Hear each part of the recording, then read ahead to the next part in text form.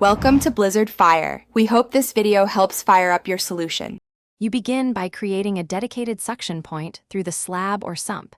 This is how you draw radon from beneath the foundation.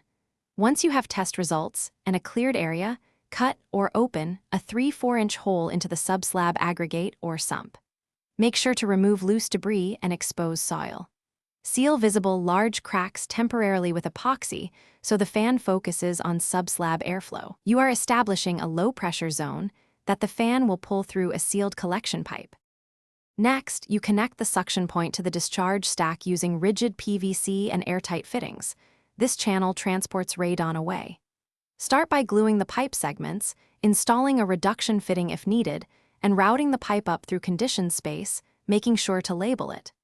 Once the pipe exits the building, place an inline radon fan on the exterior run or in an attic, oriented to push air away. Make sure there is a check valve and use vibration isolators so you avoid noise transfer and backflow. Finally, you seal the slab and wall penetrations to force subslab air toward the suction point. Sealing improves system effectiveness. Once done, run the fan continuously and perform a follow-up radon test after 24 to 72 hours to confirm levels fell below the target. If levels do not drop, make sure the fan is running at rated speed, inspect seals for leaks, and verify pipe integrity. If needed, add a second suction point or consult a certified mitigator for complex foundations.